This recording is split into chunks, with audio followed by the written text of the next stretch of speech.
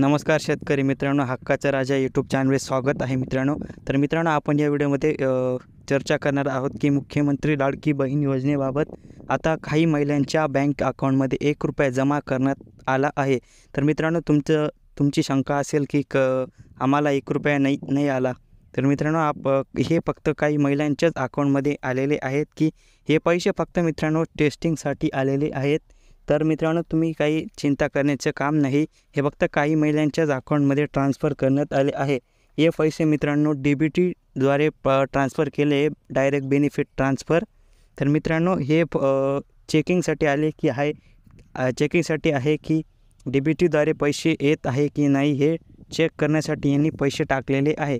तर मित्रांनो, तुम्हाला काहींना आले असतील ₹1. तर मित्रांनो, तुम्हाला जर तुम्ही म्हणत असाल की आमचं बँक अकाउंट लिंक आहे. मित्रांनो, लिंक आहे याचा अर्थ असा नाही की तुम्हाला पैसे येतील. तर मित्रांनो, हे आधार सीडिंग पाहिजे मित्रांनो. तर तुम्ही तुमच्या बँकेत जा मित्रांनो. तिथं जाऊन तुम्ही तुमचा स्टेटस चेक करू शकतात किंवा तुम्ही मोबाईलवरती myaadhar.com या वेबसाईटवर जा. तिथे आधार सीडिंग या ऑप्शनवरती क्लिक करा.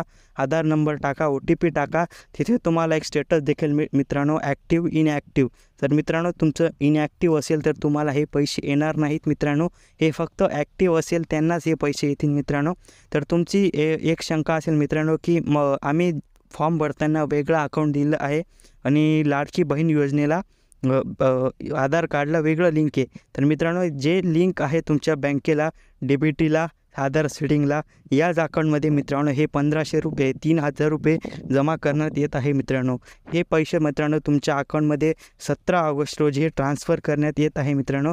जर तुमची काही शंका, डाऊट असतील तर निश्चित तुम्ही कमेंट करा. धन्यवाद. जय हिंद, जय महाराष्ट्र.